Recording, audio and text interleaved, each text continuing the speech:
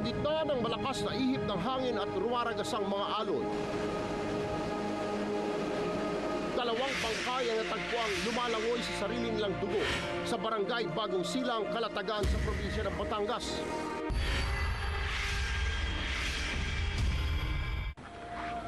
Nobyembre 24, bandang alas 6 ng gabi, tulad ng nakasanayan, nakinood ng telebisyon sa kapitbayang 25 taong gulang na inang si Maria Lynn Sanggalang.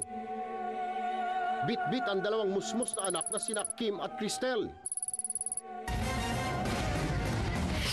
Nawawala ngayon ang mahigit dalawang Nung gabi yun, nanonood nung mag-iina. Uwi na sila, sabi nila, kakain muna. Pagkakain nila, bumalik. Pagbalik nila, siyempre nanonood pa sila. Ako naman nakahiga. Pinabayaan ko lang silang manood. Bago tuluyang lumalim ang gabi, umuwi na ang mag-ina sa kanilang tahanan. Hindi ko na sila namalayan nung umalis na sila. Pagbangon ko, wala na ang tao dito, pero ang TV nakabuka. Bandang alas 3 ng madaling araw, habang nahihimbing ang mag-ina, may kung anong hangin na pumasok sa kanilang bahay at niyanig ang tahanan ng mga sanggalang. Sa lakas ng iyak, nagising ang kapitbahay na si Fidel at agad sinundan ng munting tinig. Umihi po ako. Nagigising po, may umiyak na bata. Ayun po, sabi ko parang bata po yun. Hindi ngayon pagkarnay. Nilabasan ko po. Sabi ko, anak po ito ng pamangkin ko eh. Kaya kinuha ko po. Nakita raw niya sa kalsada ang isang taong gulang na anak ni Maria Lynn na si Cristel. Tinatawag ko po yung ina. Hinahanap ko po wala sa kanilang bahay. Ngayon po, nung hindi ko po makita, iniyakyat ko po yung bata dito sa itaas, sa lula.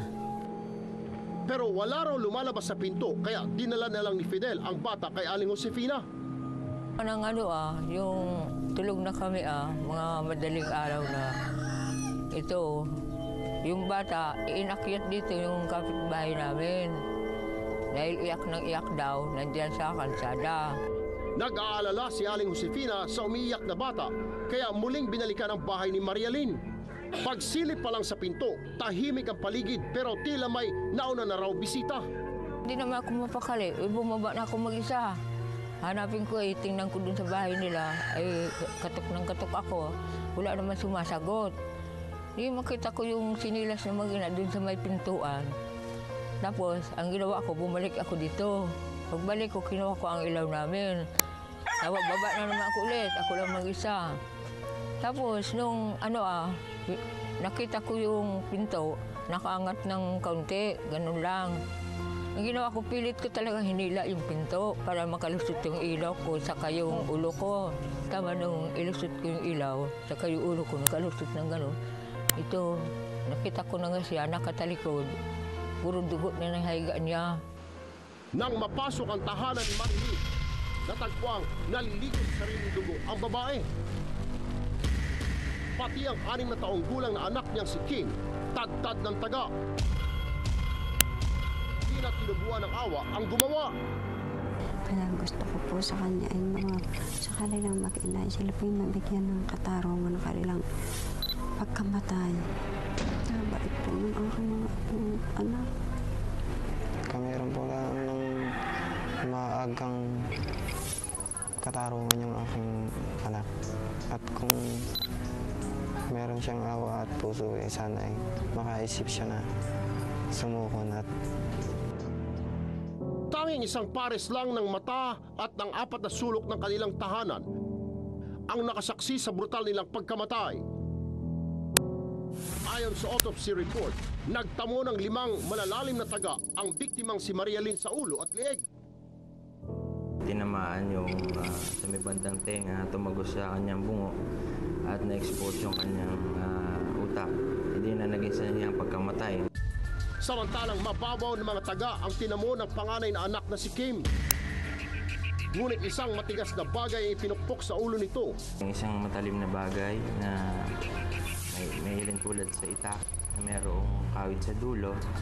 At di naman sa bata, maaaring hindi bagay na yon na pabaligtad lamang ginamit, hindi yung talim ang tumama.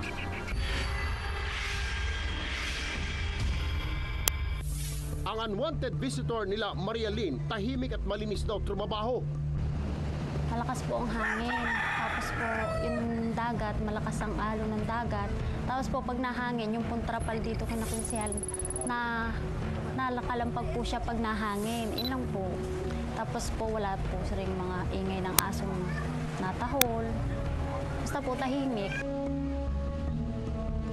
Yung lagabog, maraming lagabog nung gabing yon.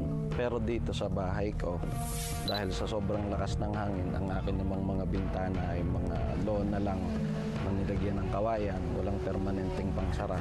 So pumapalo yon. Pero yung boses, halimbawa o komosyon, wala talaga kaming napansin na kakaiba. Kaya naman pati ang lokal na pulis ng Kalatagan nahihirapan sa pagtukoy kung sino ang nasa likod ng pagpaslang sa mag-ina. Yung wala testigo at walang nakakita sa gabi, alas 2 ng madaling araw.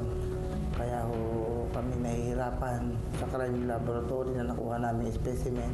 Doon na lang po siguro kami unang-unang magbabase.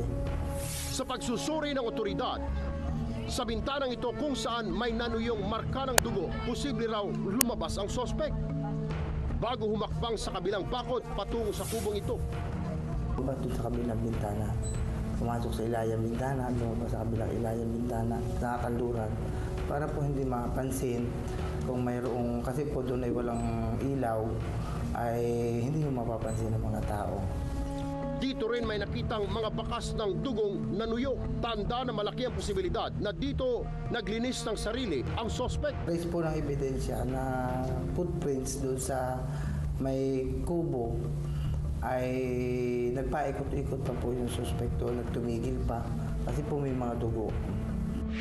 Sa kamay ng biktimang si Maria Lynn, may nakuhang hibla ng mga buhok na posible daw galing sa salarin. Unang scene of crime operatives ng Socobo, Batangas, may nakuha po sila na hawak ng babaeng namatay, yung pong mga buhok na aming conclusion doon ay buhok po ng suspect.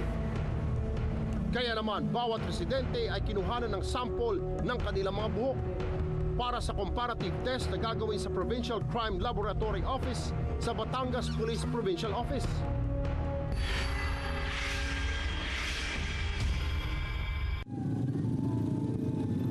Hinatid na sa huling hantungan ang mga labi na mag-inang si Maria Lynn at Kim.